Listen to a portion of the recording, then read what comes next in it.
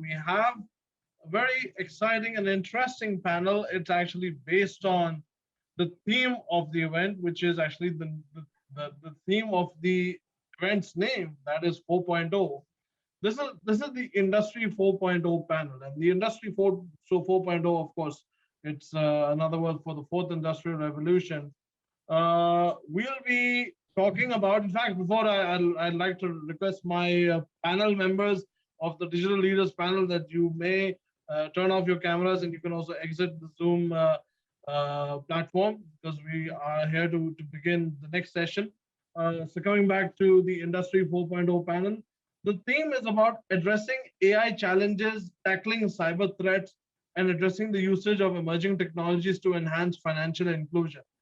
Uh, Jay Kothari, senior partner of GCE Consulting, a nice dear friend. Uh, Jay will be moderating this panel. In fact, Jay, he has been part of the conference in the he has been part of the conference in the previous edition. That was in the second edition of the Africa Bank 4.0 Summit. With Jay, I would like to call back Mrs. Anna Collard. We've just witnessed a presentation from her from No Before, and Anna is the Senior Vice President for Content Strategy and Evangelist. No Before Africa is one of the silver sponsors of the conference. With Anna, we have Mrs. Althea Davis, who is the country ambassador for UAE and a board member at the International Society of Chief Data Officers. She is also the managing partner and chief data officer for Turnkey Technologies, and she is also the editorial boardroom member for the CDO magazine. So Anna, I would really like to request you to turn on your camera. And a nice another friend from Let's Shogo Holdings Limited, Brighton Itindu. Brighton is the group manager for IT audits and digital projects assurance. Brighton was actually part of the same conference in the first edition when we inaugurated it last year in the month of August. And it's good to see you again, Brighton. So thank you very much, Brighton. Thank you, Althea. Thank you, Anna, for joining us in this panel. And Jay, I would like to request you to take the show forward. The next 40 minutes belongs to you and your panel. Over to you, mate. Perfect. Thanks so much, Fahad. Good afternoon, everyone. I hope you guys have been really enjoying. We've seen some really interesting discussions this afternoon. And I wish to welcome you all, welcome all my panels here. And as Fahad rightfully mentioned, it's actually fairly interesting topic this afternoon. And with the industry experts that we have, I assure you it'll be a very insightful session. So, artificial intelligence does what we know as AI. It's funny, these days powers so much real world applications, from facial recognition to language translators, and even assistants like Siri and Alexa that we know of uses the AI technology, and sometimes we even barely notice it. And along with these consumer applications, companies across all sectors are actually increasingly using and harnessing the power of AI in their operation.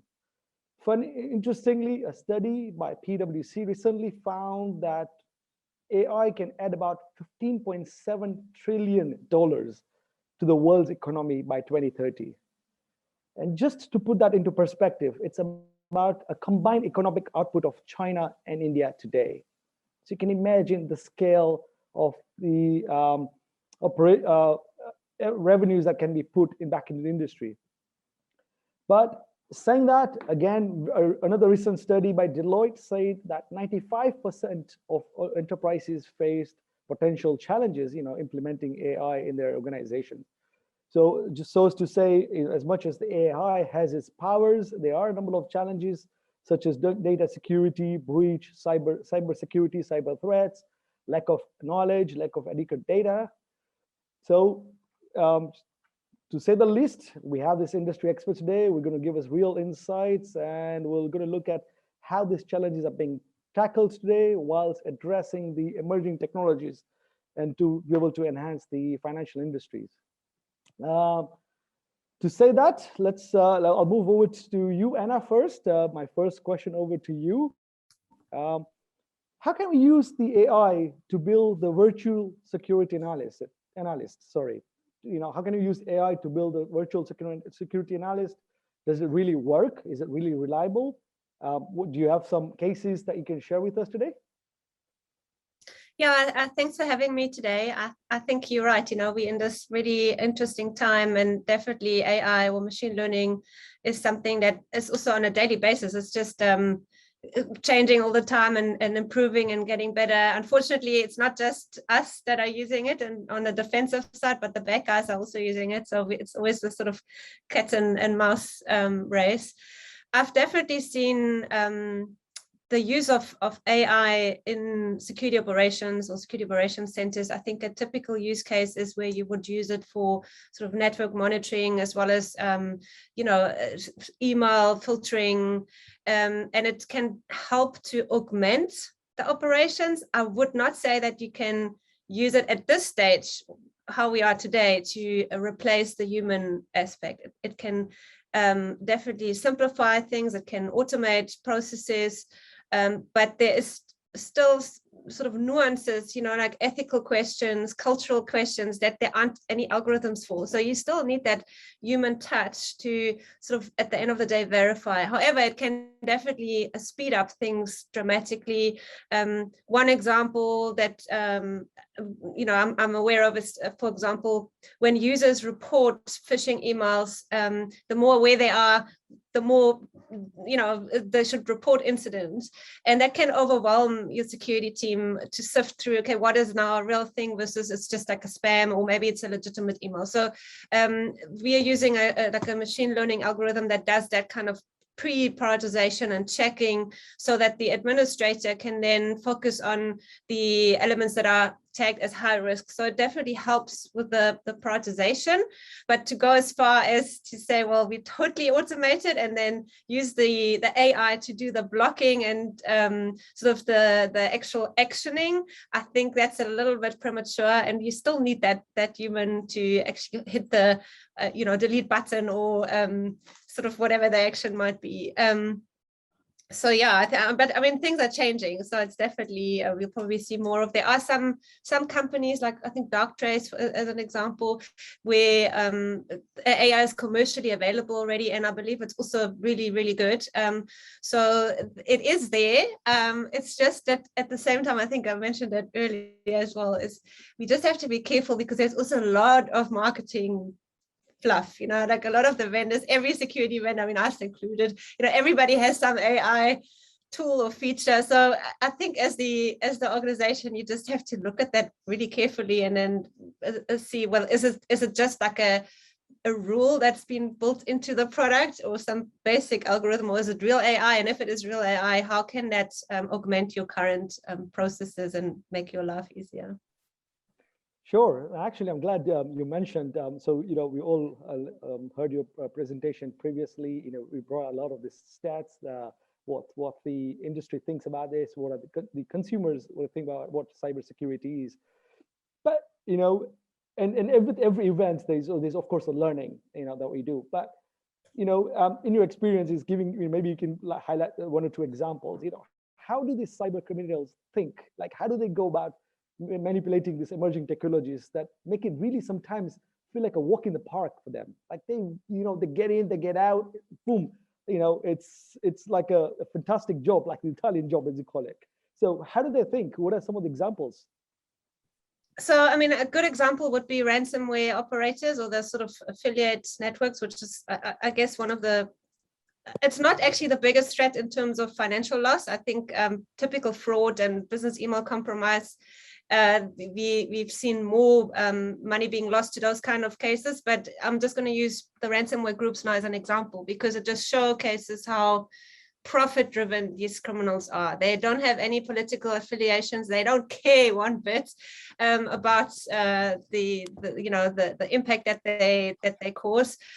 Even though some of them have sort of publicly announced that they would exclude hospitals and government organizations. But at the end of the day, and REvil is one of these affiliate networks, and there's really interesting interviews with the people behind it and explaining the motivation. You ask, how do these people think? So that particular person actually explained that he came from a very poor background. He remembers not being fed as a kid. And now they make, I mean, Rivel made more than $100 million last year. And it's just about the profit for them. They see themselves as a service provider. They don't call their victims, they call them partners. And what's interesting is when they have these negotiations during the process with the victims, what happens, some of these chats are actually publicly visible. You can read them. What happens is that it's so strange, like the psychology of the victim and the ransomware, the perpetrator. You can see that Stockholm syndrome happening. Like they really consider themselves as being the good guys that now help their partner to resolve this issue and give them tips on how to, get the money from the cyber insurance policy, for example. Often they know better than the victims what the insurance policy is because they've stolen the data, right? And they've read the contracts. So yeah, talking about motivation, it's all profit driven. And obviously in terms of the AI conversation, like use cases where they would use AI technology or machine learning. One example would be deepfake technology. So where they make use of, like there was one case where they impersonated a CEO's voice using deepfake technology, and then combined that voice with a targeted phishing attack that then resulted in a business it's called authorized push payment fraud. So where the person targeted really believed, oh my God, the CEO wants me to do this payment. He left a message on my phone. It sounds like the CEO. I got the email, the request. So I'm going to do this payment. And I think it was an Austrian company that lost hundreds of thousands of euros in this type of more sort of sophisticated social engineering attack where deepfake technology was used. Other use cases where the bad guys use AI tech is in something called laser phishing. So what that means is that they're using bots that sort of collect the information about the targets on social media platforms and then automatically create targeted and personalized phishing emails that use that information to make the attack more believable. So for example, if I collect information about you, Jay, using this bot or this automated tool, and maybe you posted something on Twitter that you went to a restaurant yesterday. I mean, I don't know, but I'm just using it as an example. That automation would then use that information to send you an email that looks like as if it comes from that particular venue. So that's another example where they use automation. And then ultimately, I think where we have to be very careful on both sort of the policy side as well as the defending side, as well as the organizations that make use of AI for other business processes, is that any technology, especially security technology, is not necessarily secure technology. So what we've seen a lot is last year the sort of the prevalence of VPN technologies and remote working technology has been targeted. So when we employ AI tech, regardless whether it's for security or for another business process, to be aware of how could that be exploited or compromised by a potential adversary through data poisoning, through the learning process, etc. So it's very important to involve the security people, I think, in your AI projects to ensure that during the learning phase, nothing can creep in that could potentially result in a compromise later on. I think that's my comment. Wow, yeah. And I'm just, it is kind of boggling my mind, and it's always been, it's like you're saying you're criminals, but with a code of ethics. It's like they think they're doing criminals with their own code of ethics, like they're doing good for the world, but yet in their own way, right? Yeah. And it's also just quite interesting. And quite interesting, as you also mentioned, that we evolve with technology. We're in the technology era, but yet it's also very rightfully said, the underlying statement that no technology is as safe as we'd like it to be. right? And I think that really nicely put a segue into my question for Althea here. Welcome, Althea. Yeah. And so my question to you, it's on the, like on the Hi. flip side now, right? So now we know from a customer end, like it's something that we're going to live with, right? In the technology area. Yeah, we know it's not the safest side, but from a commercial side of it, how can you scale up AI? How can you be successful in AI? I mean, for banking, for example, we know cybersecurity is one of the biggest issue. Requires a lot of attention, and especially from an industry 4.0 context, hence the Right. webinar. Do you have some examples that you can share with us? Yeah, well, definitely from a commercial standpoint, and I was really enjoying what Anna was saying. It's fascinating, really. Every day I learn something new. Thank you, Anna. So from a commercial standpoint, advice for organizations, as you rightfully said, Jay, in the beginning of this, the potential of AI is so humongous. People get shiny things in their eyes when they think about it. It's almost like a euphoria gold rush. But in order to get that gold, you need to put several things in place, because you need to actually understand your current, let's say, DNA, in the sense of understanding how your organization is resilient, is agile, how pliable is your organization.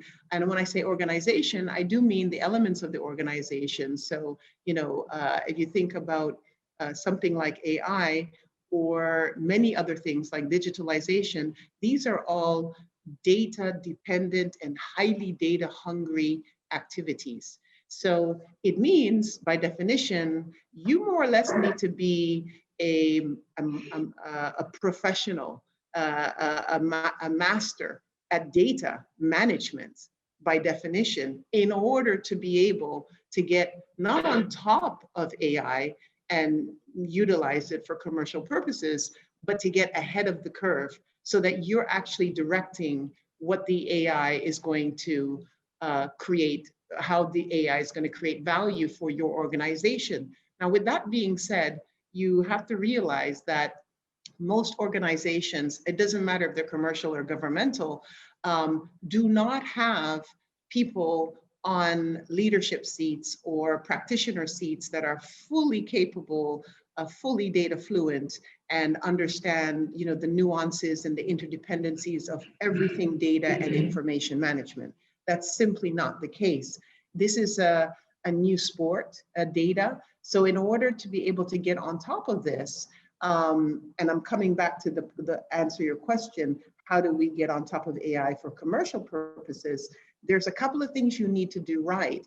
And it's also to understand what is the Achilles heel of getting it right. So in my opinion, the Achilles heel are a couple of things. One, AI, like I said, is highly data dependent. So what part of that data management, pipeline coming to feed those, for example, algorithms. I'll take the algorithms because it's not the only part of AI, but let's just use that as an example. Most organizations don't have that front end right, meaning they're totally unaware about the preparation obstacles in place. They need data capable people to work with, for example, the data scientists that are actually running the models. It's not the data scientist's job to do all that preparation work, nor is it the data scientist's work to, for example, poof, have the data just appear out of nowhere, meaning getting access to the data. So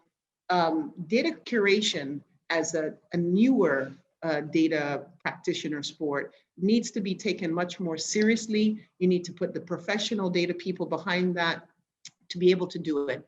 There are some nuances in terms of, for example, the data just does not exist. So there are solutions, for example, new solutions. We work with some of those in our practice where data is literally created synthetically based on data requirements. Why? Because if you do not get sufficient training data to the algorithms will absolutely not be successful and create the commercial value you're looking for. So that's one element of the thing you need to get on top of, right? And that's in the front end. The other thing you need to get on top of is understanding that the data scientist and, let's say, a use case is not the way to go about it. You need to kind of create a governance structure and a body of people to manage, almost like a manufacturing assembly line, so that you can constantly have even multiple algorithms running in parallel, so that you can kind of pick and choose and have one-off scenarios. If you do not do that, you will not be able to create that scalability that everybody's looking for. Doesn't matter if you're applying it to customer segmentation or you're applying it to anything else, you know, for your organization effectiveness. You need to be able to get on top of that. The third thing that I wanted to say is, like I said, AI people see as this shiny, you know, this shiny thing. Well, guess what? AI is not in a vacuum. It has friends, meaning there are generations of AI waves. You need to understand how many things you have around you at your disposal to kind of marry that with the AI and make the whole ecosystem better. And that also applies for things like, what's your ability with data integration? Which generation are you on? Mixing that together will really help you sufficiently to get on top of things. So if you look at, you know, where are the failures coming from? It's failure in terms of, you know, leaving it all to, for example, a data scientist, one person, or a group of people who by definition are not data practitioners nor data leaders. Two, you need to socialize it. Like I said, get a group of people and some governance around it, so you create that portfolio, and, you know, you don't just, you'll be able to repeat. If you are able to do the data curation part, you'll be able to rinse, and you'll be able to repeat if you get the people and kind of the model in place to keep on bringing that goodness to the organization. So those are some of the things that you need to do for sure. And like I said, in the very beginning of this process, in the front end, you must get sufficient data. And I'm just going to end on that. If you look at what a lady called Amy Webb, she's a futurist. She wrote a book, and she's talked about this, that the fact that there's such a lack of data, sufficient data to train models, that it's so bad, and she was referring to the United States, and this book is about 1.5 years old, that it was actually a national security issue. Now, why is she saying that? Is because the people who are going to be winning in our information age are the people who are going to be able to master things like AI. So if you're highly dependent on being able to be extremely eloquent with data, and you're not on top of this, and you cannot produce the appropriate amount of training data for these algorithms, you're actually out of the game. And that's the criticality of what I'm speaking about. No, and perfect, Althea. I mean, I just need to really emphasize that this conversations that really truly remind me that the genuine underlying feature, to the shining armor called the AI is really not the codes or not the algorithms. That's really the front end to it. But the real baseline to it is data. Right. And I just try to remind the audience that we quite forget that we go into that making it more shinier and designing the best algorithms, but really without accurate, clean, and sufficient data, your AI is just as good as you design it. Yeah, right? I wanted to add to that. That like I said, AI has friends, okay? Meaning to help the organization get on top of things. So one of the things we practice is something called contextualized data and semantic architectures. Why? Because it brings the data within context for what you're trying to apply it to. So we use things like knowledge graphs and semantic language. So changing data into a language that you and I speak. And that is critically important to match that with any type of AI algorithm. There are multiple different types of AI, but I just wanted to emphasize that by marrying those two together, you create a whole new set of opportunities for your organization. And once you get that, then you're able to really expedite your scaling of AI and the value created from AI. So things like we were talking about banking 4.0, we talk about the servant mentor role of a bank, for example. So previously, you know, the last 400, 500 years, the previous role of the bank was to kind of take a stick and beat people over the head and say, we know everything about finance, you bad person, we're locking you out, and we keep a lot of people out of the banking system. Now, if you take a different role, meaning a servant mentor, so service to your client base, you could actually create your customer base by mentoring, coaching them through observation, through understanding their behavior and educating them in a positive way to become a good customer. So this is a totally different way. And yes, you can use data and AI to do that. But this is we see this as a critical part of banking 4.0. And on cyber, just to end on that, yes, cyber is extremely important to banking, but just like the regular use of, let's say, for pointing data and AI to customer segmentation, you can point it to cyber as well, meaning that the CISOs of the world and the data CDOs of the world need to kind of come a bit together and try to sort out the fundamental basics of data management in order to ensure that cyber management is much more under control. Right. So Althea, first to pick up a little bit on that issue, this meta-related data, right? Could you highlight some examples, other than the usual conventional methods of collecting this data or, approaching this data? What are some of the non-conventional, more modern, innovative ways of managing data? Sure. So one of the kind of hot topics right now for data leaders is something called knowledge graphs. What is it?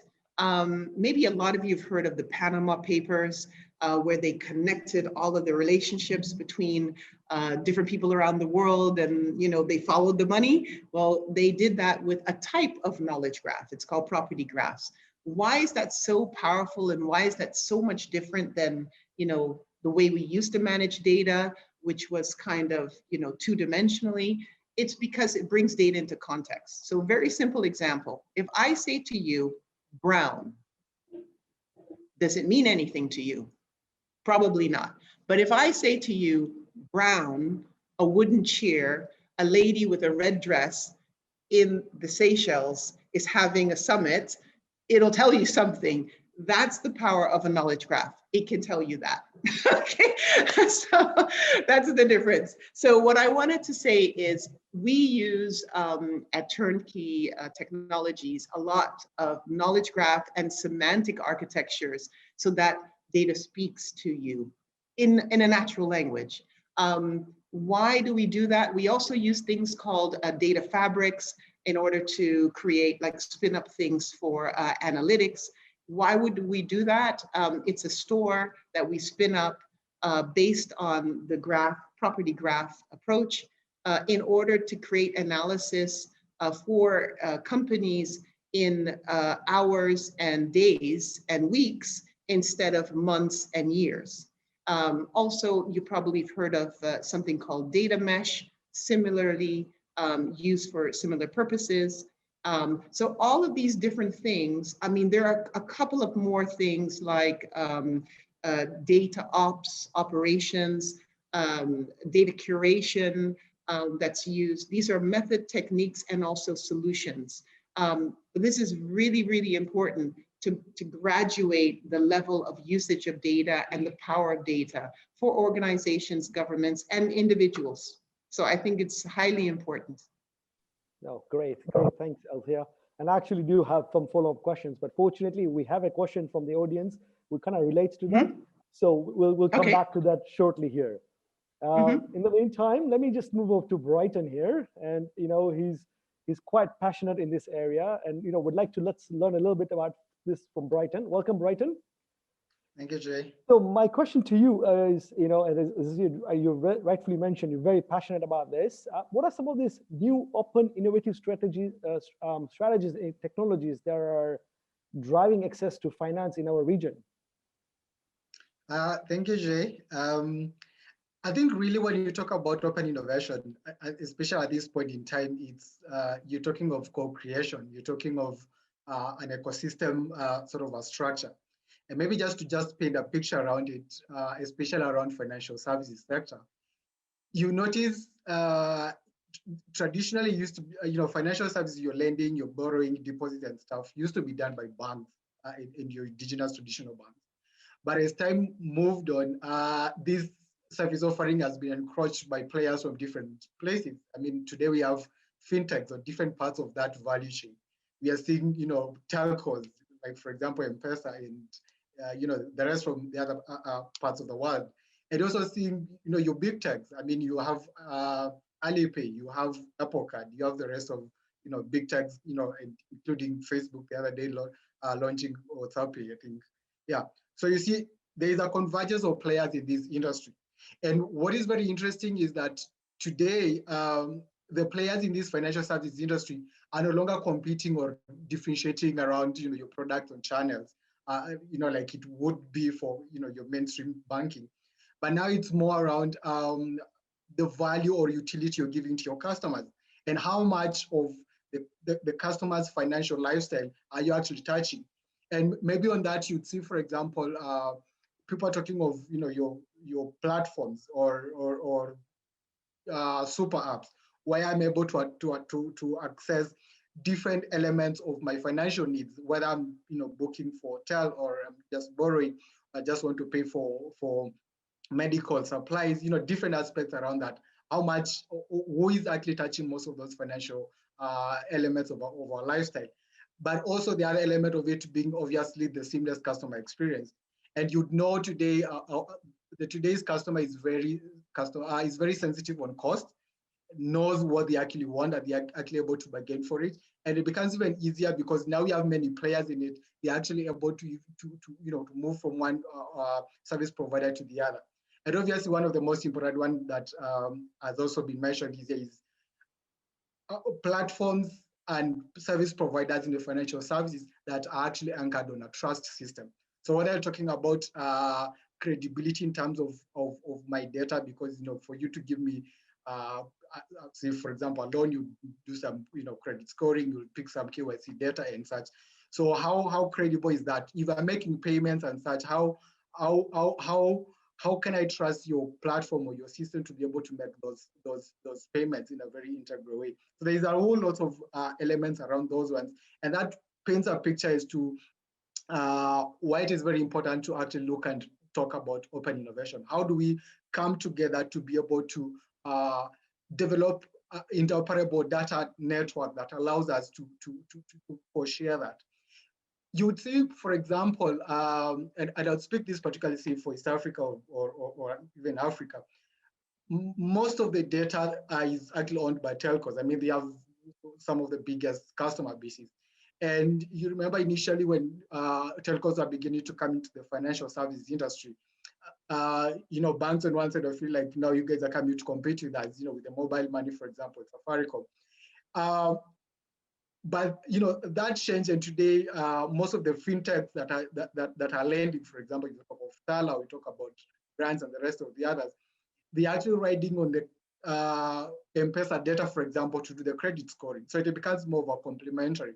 So it's really around that. One of the other interesting strategy that is being adopted, obviously, is what you call API strategy or API first strategy. But basically, it's how do we invite other players in the ecosystem to connect to our to connect and form an ecosystem or a network that allows us to transfer and share data and be able to provide our customers access to more financial services. And we see this happening whether with telcos, like for example, M-Pesa API or Equity, for example, here, they have Jenga API and such. So allowing for payments, allowing for fintechs to connect that the underlying platforms or systems to be able to do whether it's credit scoring or it's just to find some KYC data and all that. So that is very, very important. So just to put it together again, is we are at a point where everybody wants to come to this space. And as much as different people are playing at different parts of the value chain, being able to create an ecosystem that allows us to share this data, allows us to complement each other in those service offering, it becomes easier even for your non-banked customers, for example, to be able to access financial services. And that's what we'll be calling, financial inclusion. Right. So just to be able to point, and you point out really good points out there, Brighton. So just to help bring this point home for this audience, and especially for this session, how can we integrate AI with this open innovations and technologies to be able to, improve the underwriting whilst improving the customer support? How do you see the two sort of integrating or blending in? Thank you. And I think my previous speakers have really spoken a lot about data and AI, and I think they've built a very good foundation for that. Today, for example, as I've mentioned, customers are very keen on customer experience. And where AI is coming in, you basically having this data from the customers. And if I'm a service provider, for example, I'm looking at it as data that allows me to actually understand my customers even more. So when my customers are calling to say, like, look, I have this issue with your platform, I am not able to do this, or I am struggling with this, all those elements, we're able to collect that data and even be able to pick even the behavioral elements behind that data. And I would probably just paint a different picture where I would say, for example, if we can get data, and I'll speak from a banking perspective, if you're able to pick data that could tell us the behavioral psychology behind the consumption or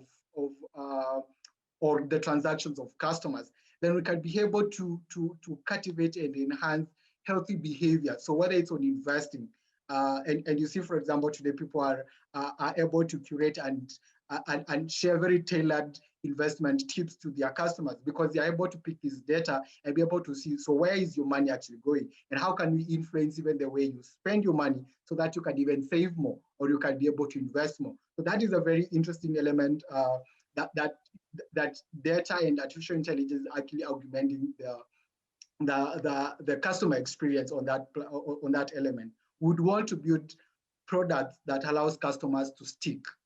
So how are we able to actually understand our customers and be able to understand even their psychology and be able to provide services that are very tailored to them at that level?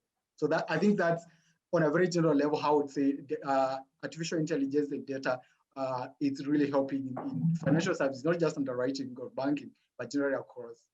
Certainly.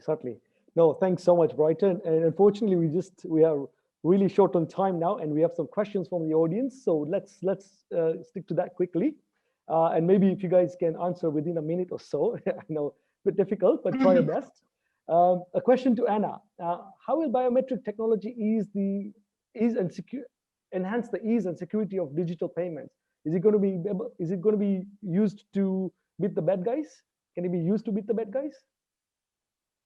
I think we've already seen it in use, and we will definitely see more of it. It's, again, like anything in security, it's not going to be the silver bullet, but it's being used as a multi-factor. So in addition to another authentication factor, it definitely makes sense, particularly on the mobile phone. We've got face recognition, we've got the fingerprint scanning, voice recognition. So I think we'll just see more of that, and definitely it will make it easier for the consumer not having to remember all these different authentication. Wonderful. Althea, question to you. What are some of the key steps that digital banks need to take to deliver a better banking with data-driven intelligence? Yes, I was alluding to that earlier.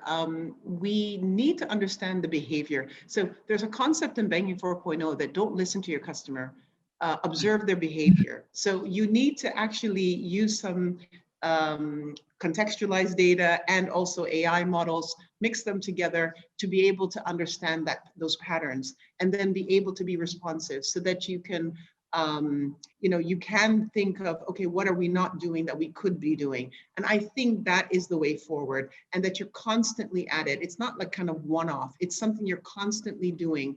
And in that sense, then you can engage and make sure you're doing the right things for your customer. Wonderful.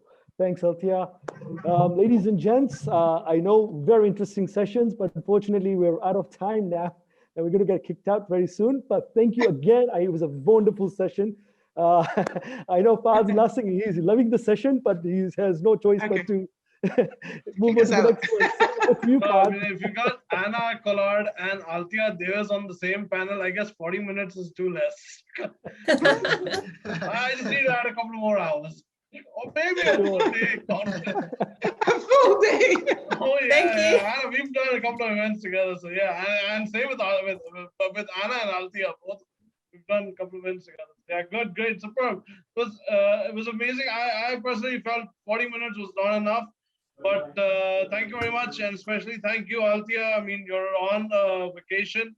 You're in the Seychelles, and I can see your bandwidth is kind of low. But anyways, thank you very much. Thank you very much for joining us.